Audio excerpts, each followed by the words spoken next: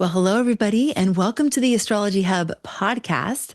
Today, we are going to be taking a deep dive into the year of 2025. We're going to be covering electional astrology, what it is, and then how it can actually help you as you're looking to the year ahead.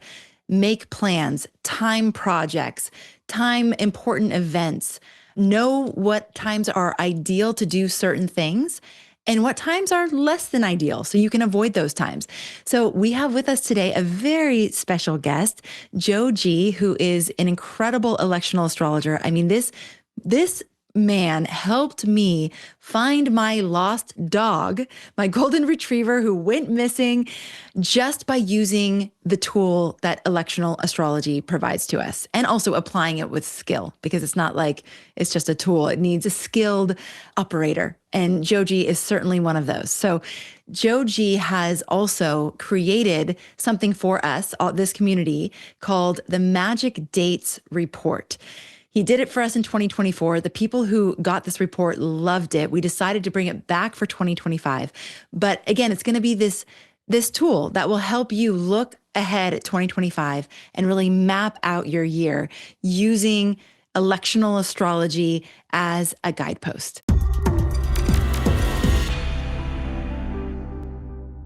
Joji, welcome to the show. It is so great to have you back. It has been way too long since you've been I here. know. It has been a solid minute. A solid minute. That's a great way to describe it. I mean, 2024 feels like that. It was kind of like this, like a time out of time in a way that Yeah, I there's like the blur of a year. yeah, it's a blur of a year. There you go. There you go.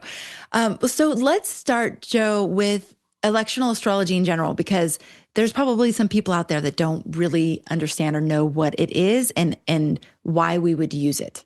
Yeah, it's always fascinating talking about electional astrology because it always sounds like it's about elections. At least that's how I thought about it at first.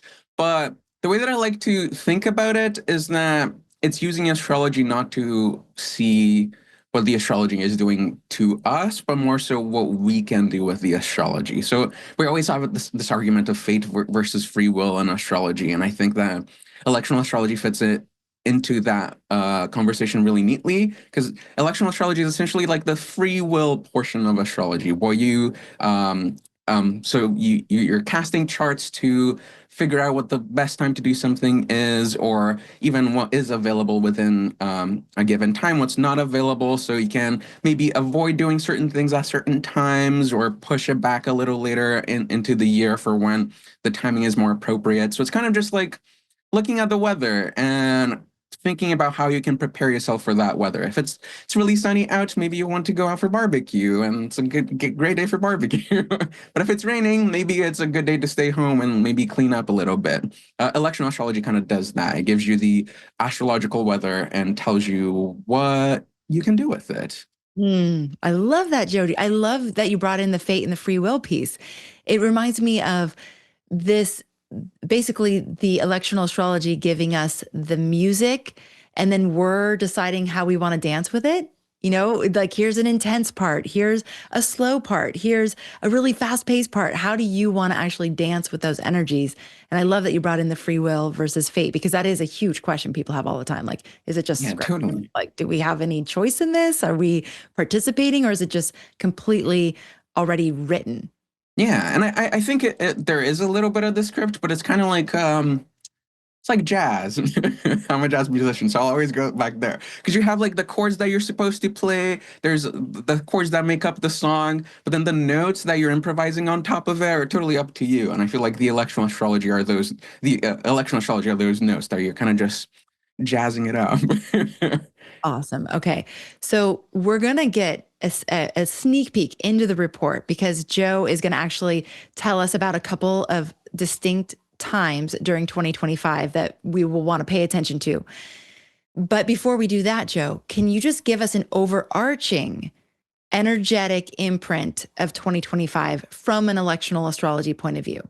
Yeah, I think the biggest thing that I was thinking about when I was preparing for the report is just looking how there's a lot of weight that's being shifted out of the mutable signs. And mutable signs in astrology are in electional astrology rather, are anything that we need to do that requires steps. Like mutable signs are also called the double-bodied signs.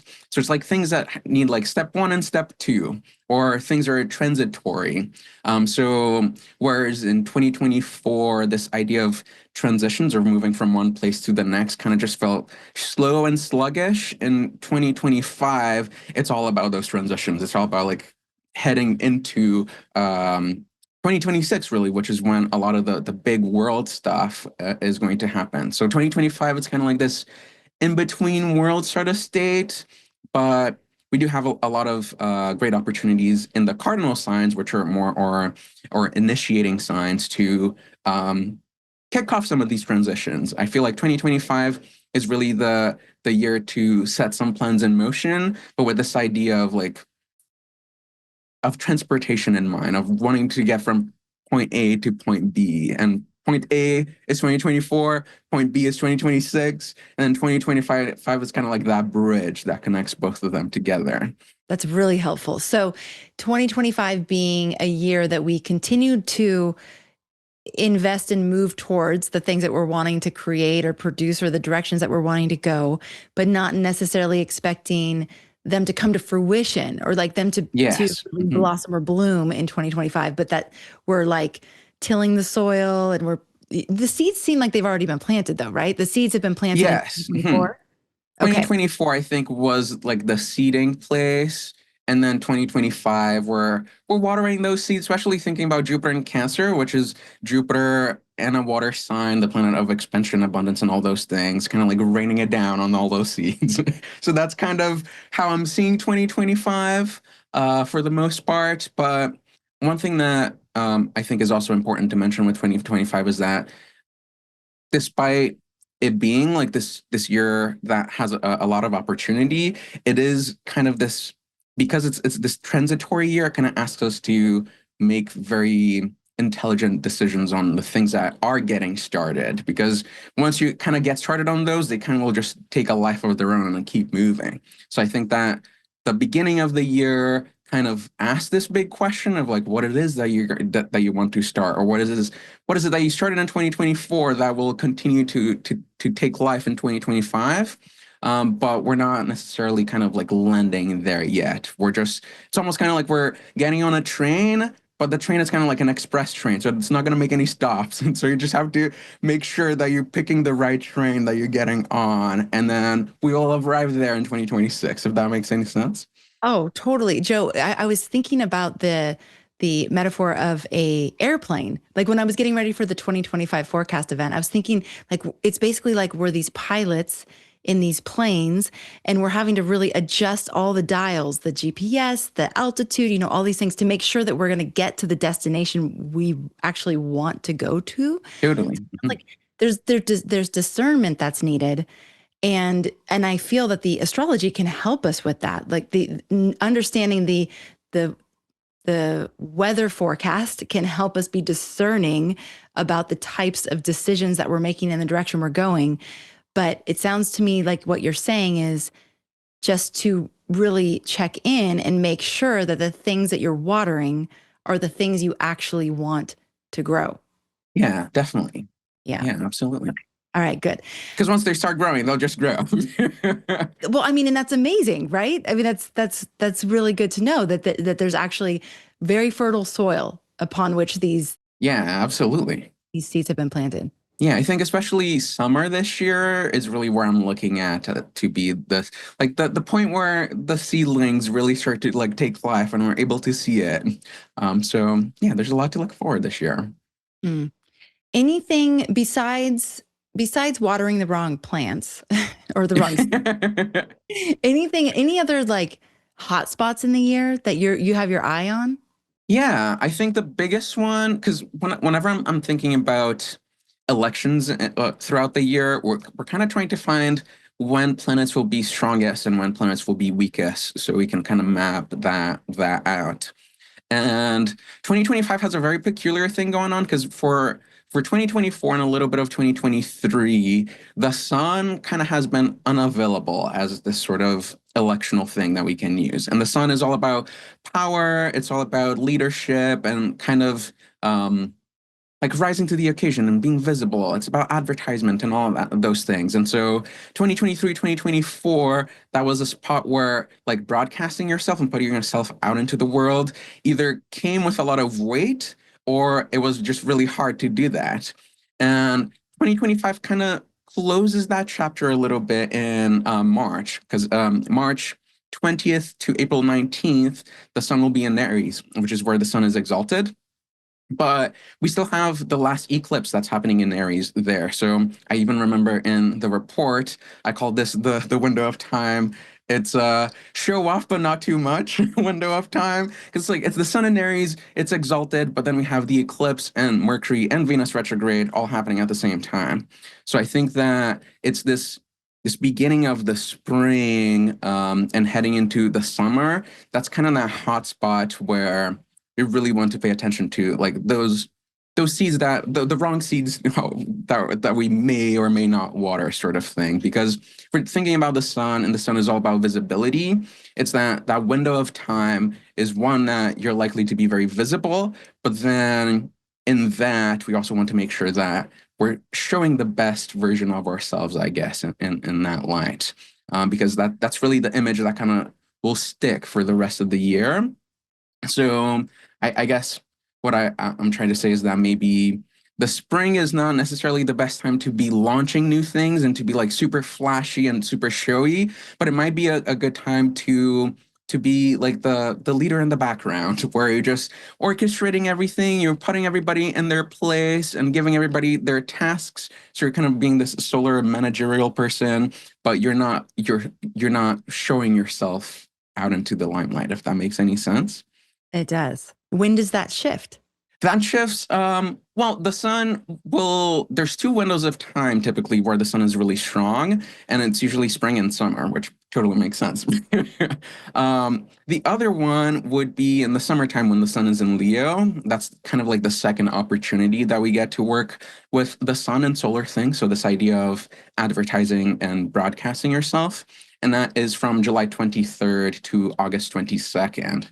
And the good thing about that is that it also overlaps with that window of time that I talked about with Jupiter and Cancer, kind of like raining the water down. So it's not only do you have like the sunlight on you, kind of really helping your message and your and you yourself be seen by everybody who you want to be seen by.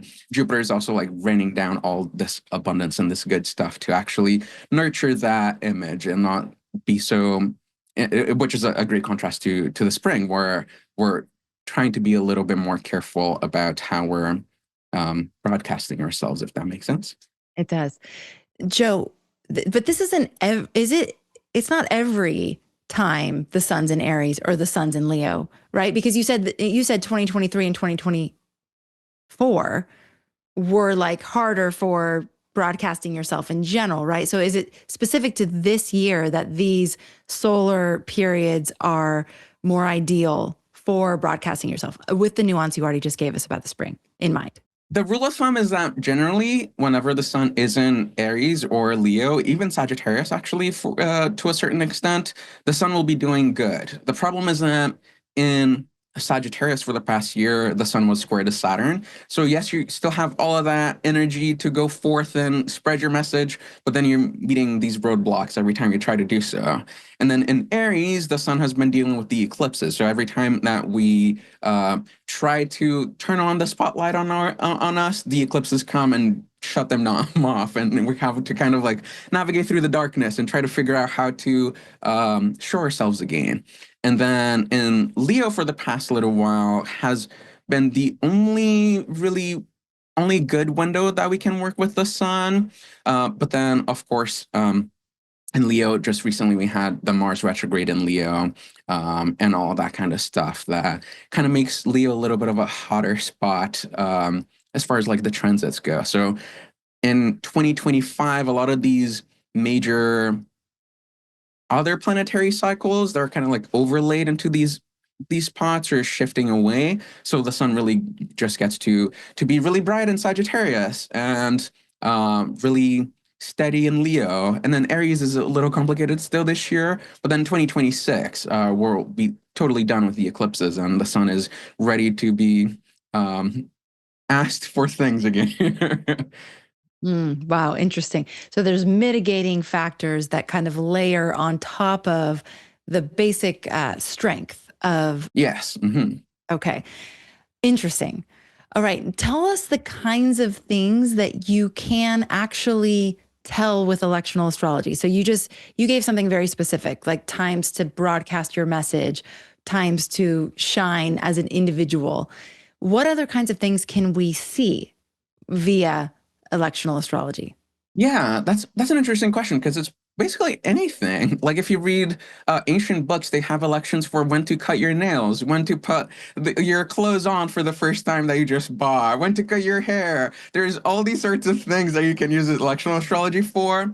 But I like to focus more so on this idea of giving the birth chart to something that you really want to take life in a way. So I tend to reserve electional astrology more so for those really big things that we want to do.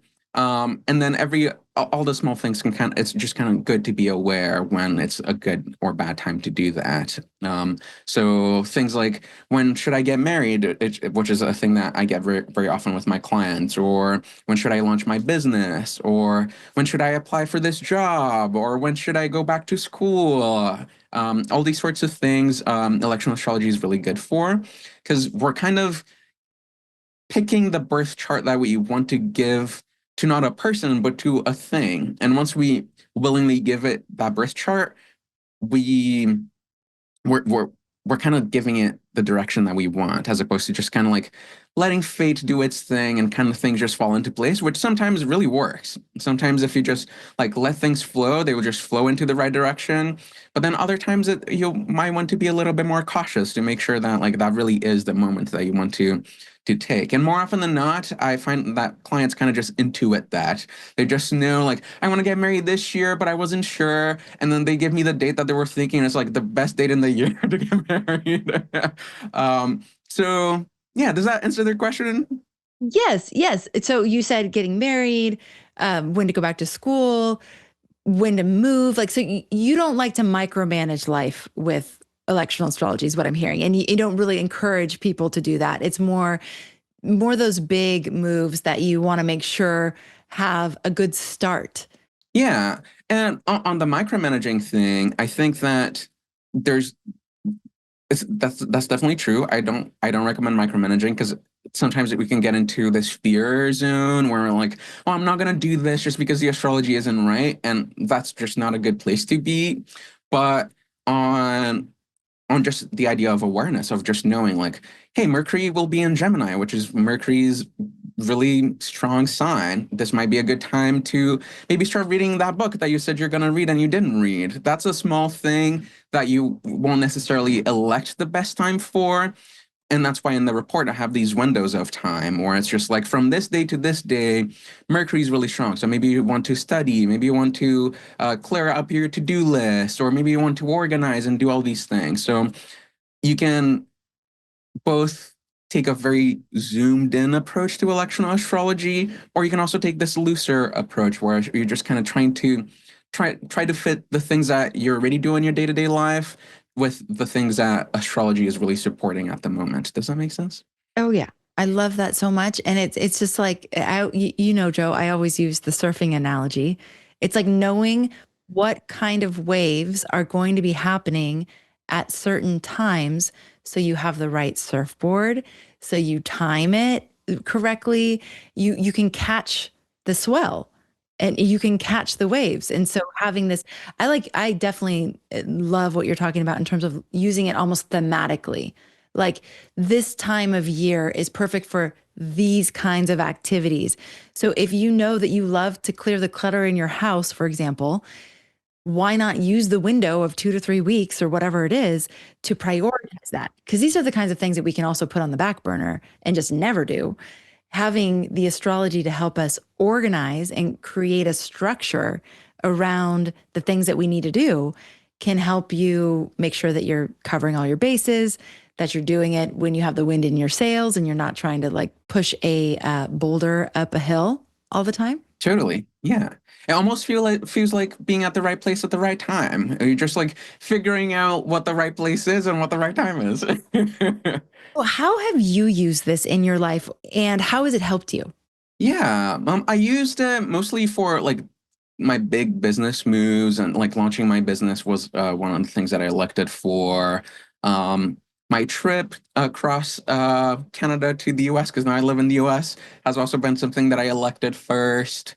Um, and yeah, and for clients, it's mostly marriages, more business stuff, like signing contracts is a big one too. And even if I want to start something, if I want to, let's say, I just decided that I want to learn how to play the violin, this would be something that I would elect just to make sure that I'm using something that says that I will actually continue to do that. It's not just a time that says, "Oh, you're really interested in the violin." It's a versus a time that says, "If you pick up the violin right now, you're probably going to practice for a couple of years." Does that make sense? I feel like Yeah. that those are a few of the ways that we can think about it. Joe, how hard is it to learn how to do this? Like, how long has it taken you to really hone this craft to the point where you feel comfortable electing important dates for people? How much did you have to dedicate to your learning to get where you're at today? Yeah. Well, it can be pretty simple and pretty hard at the same time. I guess it can be as hard as you want to make it. Like if you're only using it for yourself on day-to-day personal use, it can be pretty simple. But if you, because even the idea that we have about setting intentions on the new moon and letting things go on the full moon, that's a type of electional astrology where we just know that there's a good time to do that and there's a good time to do that other thing. Um, but it can also be super complicated to the point where you're not using electional astrology just to say, hey, like this is a good time to do this, but also to predict the course that that thing will take over time. So I think that is a little bit more difficult. And it requires a lot of trial and error because you will when you learning electional astrology. I think it's really good to start electing for these tiny little things and seeing how they pan out, because then that's really when you learn, when you have elected the time and you did the thing and then you like kept track of it and how it panned out, because then you can go back to the chart and see the things that played out in the chart as well. So yeah, I guess it can be as simple as just learning the flow of time, and as complicated as starting to not just observe the flow of time, but to start to predict where it's going to land as well. Hmm. If any of you are interested in going deeper in electional astrology, if you're thinking, oh my God, I'd love to learn how to do this, then we do have several different mastery classes in our academy that you can check out. So we'll put those links in the show notes. Joe, tell us a little bit about your experience in writing the Magic Dates report for 2025. Yeah, it was so much fun because I actually co-wrote it with my channel partner Kyle Pierce, who is also an astrologer, and we kind of took we he took the odd months and I took the even months, and that was really fun because afterwards we got together and compared notes, and yeah, it was just this exciting thing for me to just notice how many windows of opportunity 2025 actually has, because 2024 felt a little scarce because of the eclipses and all those other things. Just a lot of stuff happening at the same time. And then I was preparing for 2024. I'm like, whoa! Like once we get past the winter and we head into spring, it just goes up and up and up and up from there. So that was really exciting to see, especially the whole Jupiter and Cancer thing, because Jupiter and Cancer is a transit that starts in 2025 but goes all the way to 2026. So we have, it's just really exciting to see that we have that available, especially when we turn on the news and all we see is like the bad stuff that's happening. And to see the astrology be like, hey, actually, there's a lot that can be done this year if you know where to look. So that was really exciting to me. Mm. And who's it for? Like when you think of when you're writing the report and you're thinking of the person that you're writing it for, Who's the perfect person for this kind of report? Yeah, I think it's a person that likes a good calendar, which is me. I just love getting all these dates and then putting it on my calendar. And then after I have it, I can start to plan my year, especially right now, because everybody's setting New Year's intentions and goals and all of that. It's good to, if you're a very goal-oriented person, to compare and contrast what is actually available in the year with the things that you actually want to do and start to time it. Because I feel like it almost gives you a bit of a like a cosmic due date. You just know that by this time you better get started on this thing. I love the cosmic due date. I use that to help me write my manuscript for my book, and I did have a cosmic due date of March to actually publish the book. But then, Nice. but then I kept getting this. I don't think that timing's right. And then you've just confirmed it on this call that Oh yeah, that's right. quite right. Like I should definitely wait until later in the summer, maybe even into the fall, which is kind of I was thinking maybe I wait a little bit longer. But I love that about this too, Joe. And you brought this up earlier that electional astrology and some of these more kind of predictive tools that we have enable us to get confident in our intuition. Because I Yes. completely agree with you that we know we're inherently guided towards the right times to do certain things, but we override it for whatever reason. We don't listen. We think we know better, all the things. But this can be a way that you just actually trust your intuition and then confirm it with the astrology. It's like, wait, no, I was already feeling that. And that helps you get more and more confident in your intuitive knowing. So eventually maybe you don't even need reports and things like that, or maybe you just get to use them Yeah. and hold them really lightly, but you can really trust that internal guidance, that compass that you Yeah, I have. feel like the astrology really just helps us fine tune that intuition. Like we already know, like maybe you already feel like July is like the day to start something, but you just don't know which day in July. And then the astrology will just help you like find that exact day and set that cosmic due date like we talk about. Right. Okay. Joe. So Joe is available for there's a few different ways if you want to go deeper with this. First, you can look at the Academy for any of our electional astrology classes, and we'll put those links in the show notes. Second, you can get this Magic Dates report, which is available now at astrologyhub.com/magic dates, but we'll also put that link in the show notes. And this year, we're adding the ability for you to add all these dates to your calendar. So we're making it easy for you to take like a paper report or a PDF, it's a PDF, and actually just go click and add it all to your calendar so that it's all in there for you. Like as you're planning dates and you're going to forget. You'll read it one time then you'll forget. So having those reminders in your calendar is really going to be helpful in that.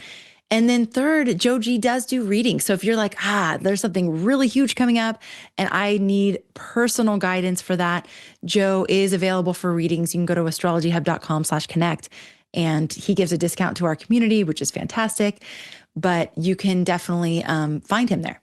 So Joe, is there anything else you want to say to the audience about the report, about 2025, about electional astrology, any of the above? Yeah, I feel like just to wrap up, to really bank on the summer this year, I feel like it really is this golden window of time that we all have. And I even have the dates set up aside here because I talked about Jupiter being in Cancer, but later in the summer, Venus will also join Jupiter in there. It's from July 31st to August 26th. And that's really like the most exciting window of time for the year for me. And so I would invite everybody to start thinking what you want to do at around that time. Ooh, maybe I'll be launching a book then. Yeah. Amazing, amazing. Joe, thank you so much. It's been such a pleasure to share this time with you. You're just always so delightful to engage with. Always have been, always will be. Thanks to all of you for being here, for being interested in this topic, for using astrology to actually create the scaffolding for your year ahead and ensure that things move in the direction that you want them to go and just have the cosmic tides on your side. It's really simple and beautiful and amazing. And I remember when I started learning about this, I was like, why doesn't everyone use it? Like, why wouldn't this Right. just be standard that everyone is using this? And I do know that like presidents and leaders and people in the world have been using this tool for a very, very, very, very long time. And it's just become more and more accessible to people like us, which is great. And thank you, Joe, for doing this practice and helping people understand it and helping people use it. It's such a gift. Thank you so much. You're so welcome. All right, everybody. Thank you so much for tuning in. Go check out those links in the show notes. Thank you for being a part of our community. And thank you, as always, for making astrology a part of your life. We'll catch you on the next episode. Looking to align your life with the stars in 2025? The Magic Dates Report is your ultimate year-ahead planning tool. Discover the perfect dates for big moves, whether it's launching a project, hosting an event, or planning a getaway. This easy-to-use guide helps you harness the power of electional astrology to act at the right time and avoid the wrong ones. Don't leave your decisions to chance. Plan with the stars on your side. Grab your 2025 Magic Dates Report now at astrologyhub.com/magicdates. Link in the show notes.